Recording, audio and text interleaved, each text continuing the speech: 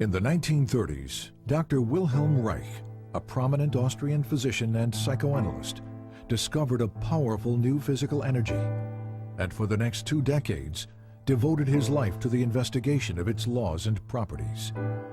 He confirmed the existence of this energy in the human body, verified its presence in the atmosphere, developed instrumentation to observe and collect it, and harnessed it for a variety of purposes, from cancer treatment to motor power to weather experimentation. Reich called his discovery orgone energy.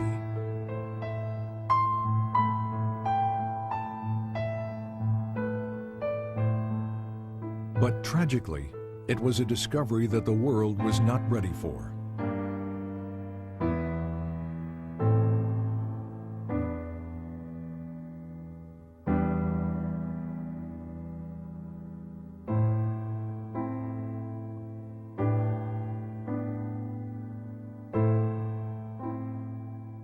Wilhelm Reich was born in 1897 in Galicia, the easternmost part of the Austro-Hungarian Empire, now the Ukraine.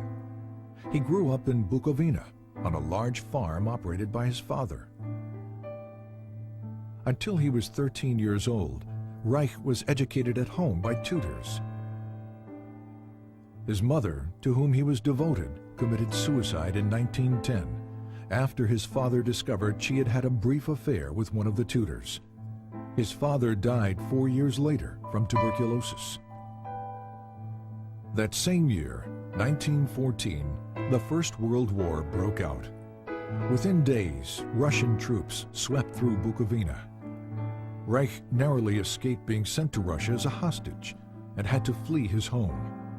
Later he wrote, "I never saw either my homeland or my possessions again. Of a well-to-do past, nothing was left." For the next 4 years, Reich served in the Austrian army, experiencing what he called the war as a machine. In 1918, the war finally ended. Germany and Austria were defeated. The Austro-Hungarian Empire was broken up, and Bukovina became a part of Romania. Alone, homeless, and intellectually starved after 4 years of war, Reich entered the medical school at the University of Vienna.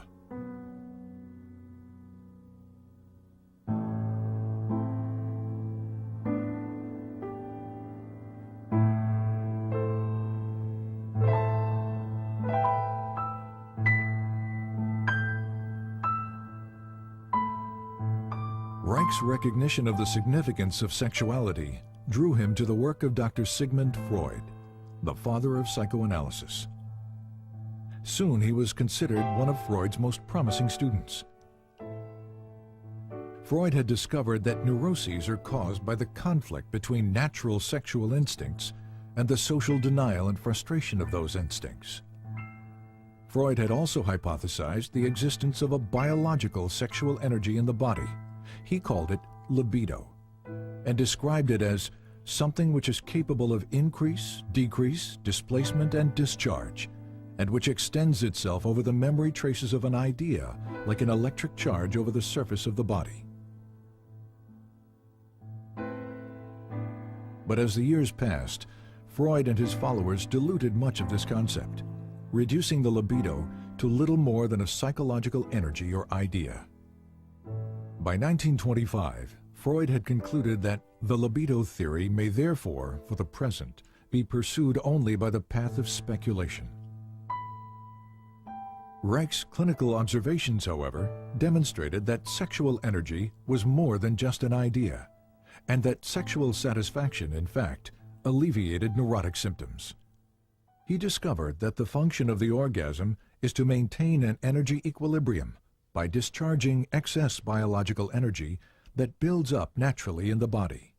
If that discharge function is disturbed, as it proved to be in all his patients, this energy continues to build up without adequate release, stagnating and fueling neurotic disorders.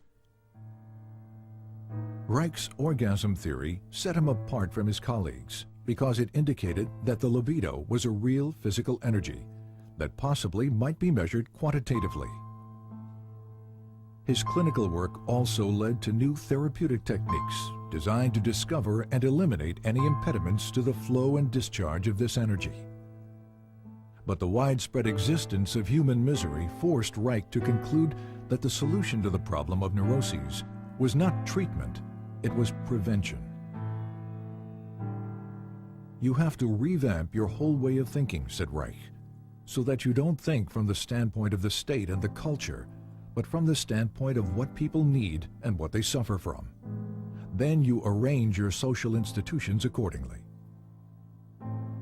Freud, on the other hand, maintained that culture takes precedence, that sexual instincts must be adapted to the existing social structure. These conflicting positions led to an eventual break between Reich and Freud. In Vienna and later in Berlin, Reich devoted much of his time and money educating working-class people about the essential role of sexuality in their lives. I had 6 clinics in Vienna, said Reich, where people came and received advice once or twice a week. To provide medical and educational help was its purpose. To reach the greatest number of people, he worked within the socialist and communist parties to promote sex education, birth control, divorce rights, and better housing. Reich recalled that in Berlin, there were about 50,000 people in my organization in the first year. Reich was also very outspoken about Germany's turbulent political climate. Unlike most members of the Berlin Psychoanalytic Association, Reich openly opposed the rise of the Nazi Party.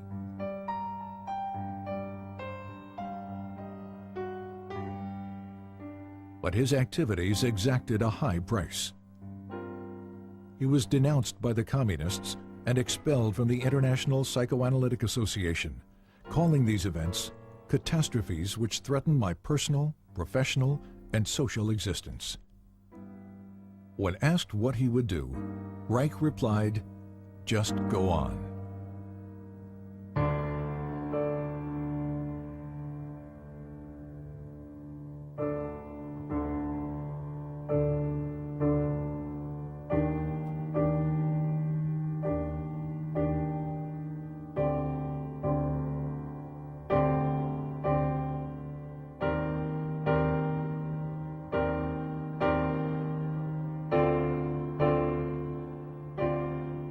University of Oslo, 1935.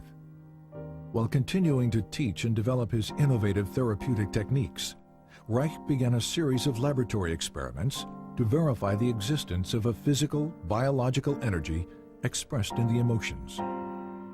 Using human subjects, Reich was able to demonstrate a charge at the skin surface directly related to feelings of pleasure or anxiety. The charge would increase when a subject experienced pleasure and decrease during feelings of unpleasure. From this, Reich concluded that pleasure is the movement of biological energy toward the periphery of the organism, while anxiety is the movement of this energy toward the center. He assumed this energy to be electrical. But was it? And did similar energy processes exist in more basic life forms? Reich discovered that under certain conditions, sterilized and unsterilized substances, such as grass, blood, sand, charcoal, and foodstuffs, disintegrate into pulsating vesicles that exhibit a bluish color. He called these vesicles bions. Reich observed internal motility in the bions, an effect of energy. He also found that certain bions revealed a strong radiation phenomenon, seen here as a white field around the organism, and that these bions could kill bacteria and cancer cells. This radiation confirmed the existence of an energy that did not obey any known laws of electricity or magnetism. Reich called this energy ORGONE, because its discovery had evolved from his investigation of the orgasm function and because this energy could charge organic matter. When he published his findings, the scientific and psychiatric communities responded with a vicious year-long attack in the Norwegian press. In the wake of this response, and the inevitability of a Second World War, Reich began to look to America as the future home for his work. In August 1939, Reich sailed for America on the last ship to leave Norway before World War II broke out.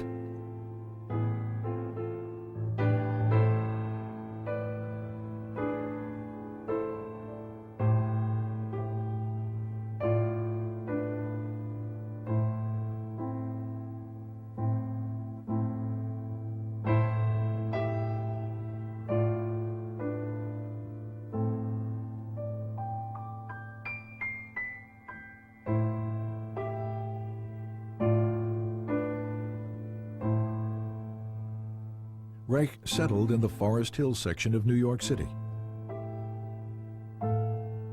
He taught at the New School for Social Research in Manhattan.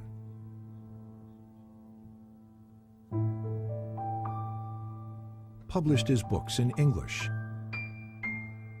Trained American physicians in his therapeutic techniques.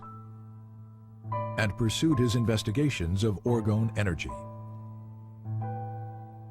Since the energy appeared to be everywhere and to permeate all substances, Reich had to find ways to isolate and collect it in order to study its functions and make it usable. Experiments demonstrated that organic or non-metallic materials, such as cotton, wool, or plastic, attract, absorb, and hold the energy. Metallic materials, steel or iron, attract the energy and quickly reflect it in both directions. On the basis of these experiments, Reich constructed small boxes with alternating layers of organic and metallic materials, with the inner walls lined with metal. The organic layers attract the atmospheric orgone energy, which is then directed inward by the metal layers. Any energy reflected outward by the metal layers is reabsorbed by the organic material, attracted back to the metal and directed toward the inside of the box. The result? A higher concentration of orgone energy inside the box. The more layers, the higher the concentration. This accumulation of energy can be verified in a variety of ways. For example, a constant temperature difference exists between the air above the box and in the surrounding air, contradicting the second law of thermodynamics.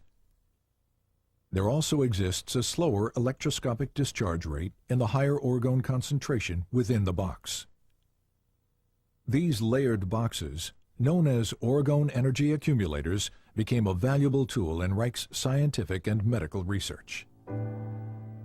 Initially, they were used to observe visual manifestations of orgone energy within the enclosure, and to test the effects of orgone radiation on cancer mice.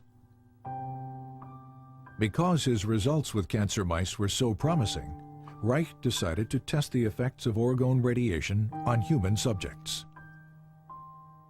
He constructed orgone energy accumulators that were large enough for a person to sit in, and in 1942, he began experimental treatments with cancer patients. They were all terminal cases. Reich promised no cure and charged no money.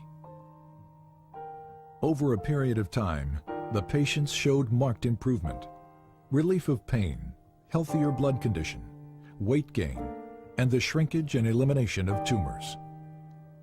Despite these positive results, the patients died, reinforcing Reich's conviction that cancer is a bioenergetic shrinking following emotional resignation, and that the tumors themselves are not the disease, but merely a local manifestation of a deeper systemic disorder. Once again, Reich's focus became prevention.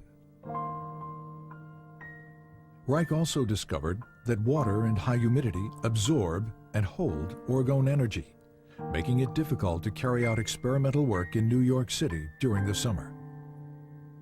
In 1940, on a camping trip to New England, Reich discovered the Rangeley Lakes region in Maine. With its low humidity and clean air, it provided an ideal environment for his work. In 1942, Reich purchased an old farm bordering on a small lake. He called it ORGONE and envisioned it as a permanent home for the various branches of his work.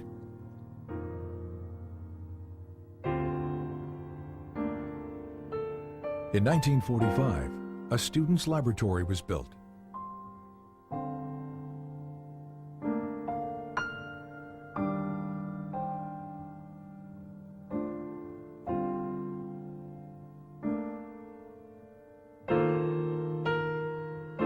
Three years later, construction began on an ORGONE energy observatory,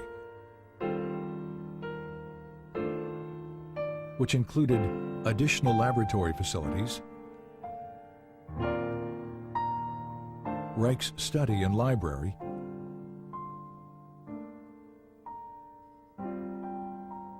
and outdoor observation decks.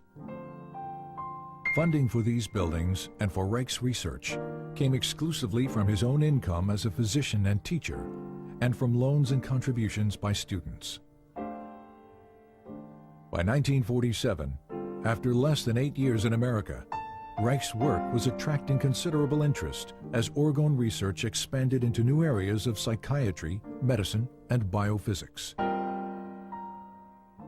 One of Reich's most significant new developments was the discovery of a motor force in ORGONE energy that had enormous practical implications.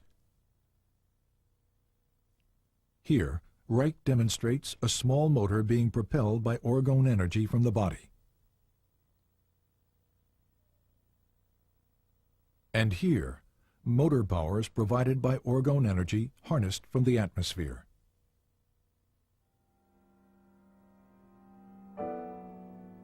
With the development of ORGONE, Reich's dream of a home for his work was slowly becoming a reality. Sadly, it was a dream that he would not see fulfilled.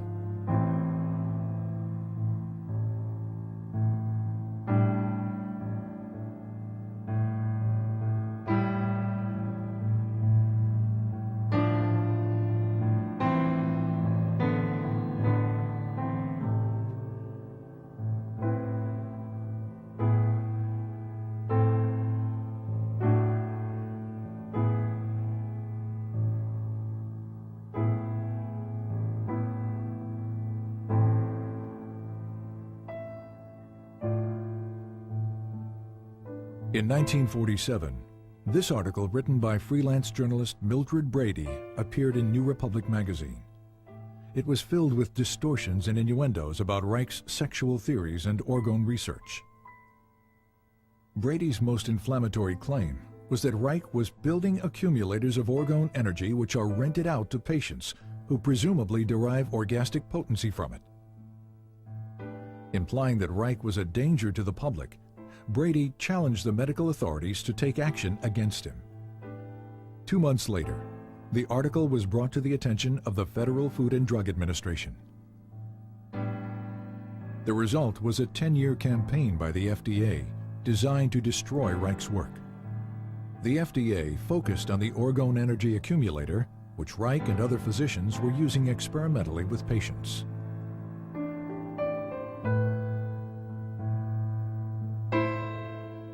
Convinced that the accumulator was being fraudulently promoted as a sexual and medical device, FDA agents spent years interviewing Reich's associates, physicians, students, and patients, looking for dissatisfied accumulator users. None were ever found. As the FDA attack continued, so did Reich's work. He continued to develop new ways to visualize, measure, and harness ORGONE energy from the atmosphere. The Cloudbuster, for example, was an experimental instrument that could affect weather patterns by altering concentrations of ORGONE energy in the atmosphere. A set of hollow metal pipes and cables inserted into water creates a stronger ORGONE energy system than that in the surrounding atmosphere.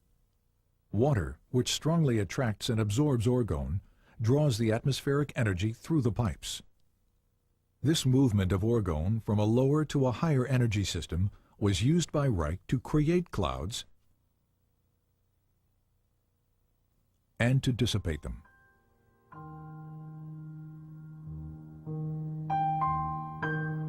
In 1953, during a long drought that threatened the Maine blueberry crop, several farmers offered to pay Reich if he could bring rain to the parched region. The Weather Bureau had forecast no rain for several days when Reich began his cloud-busting operations. 10 hours later, a light rain began to fall. Over the next few days, close to 2 inches fell. The blueberry crop was saved.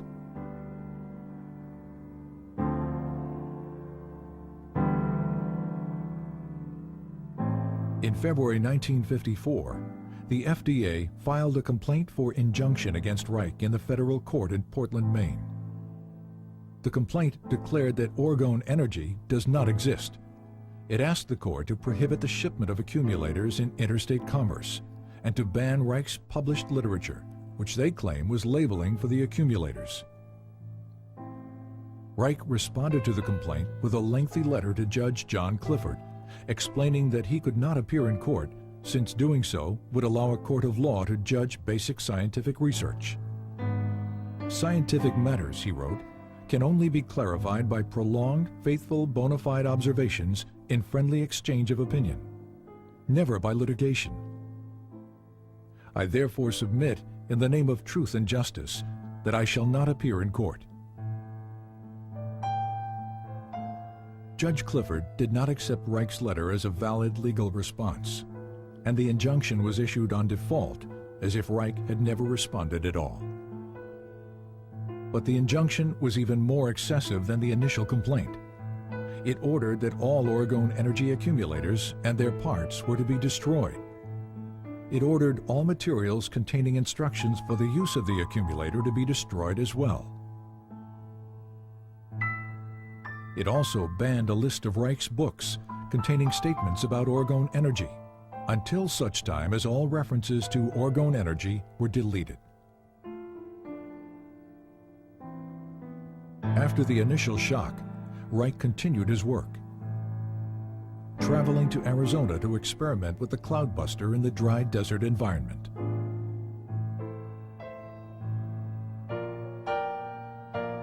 While he was there, and without his knowledge, one of Reich's students, Dr. Michael Silvert, moved a truckload of accumulators and books from Rangeley, Maine to New York City, a direct violation of the injunction. As a result, the FDA charged Reich and Silvert with criminal contempt of court. In 1956, both men were found guilty. Reich was sentenced to 2 years in a federal prison. While Reich appealed his sentence, the government carried out the destruction of accumulators and literature.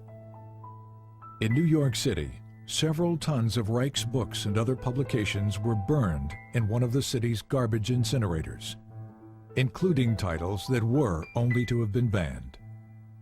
This destruction of literature constitutes one of the most heinous acts of censorship in United States history.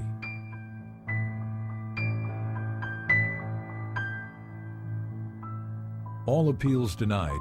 On March 11, 1957, 2 weeks shy of his 60th birthday, Wilhelm Reich was imprisoned at the federal penitentiary in Lewisburg, Pennsylvania. He died there of heart failure 8 months later, on November 3, 1957, and was buried at ORGONE.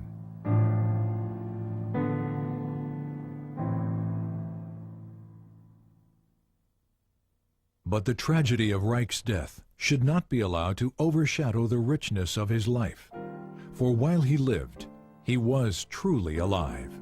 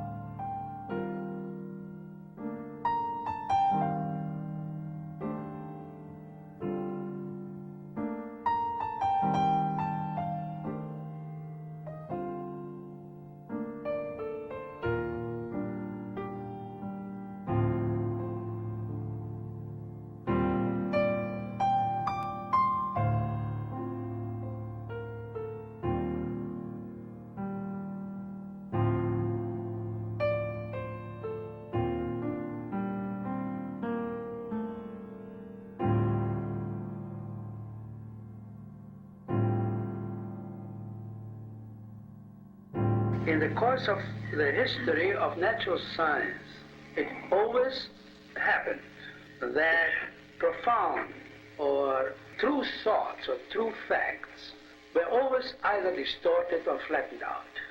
The danger, especially of distortion, is particularly great in the case of orgonomy. We must be scientific, we cannot be political in these matters. And I personally declare that I will be the first to fight with all my strength, with whatever I've got, against such a distortion of our principles.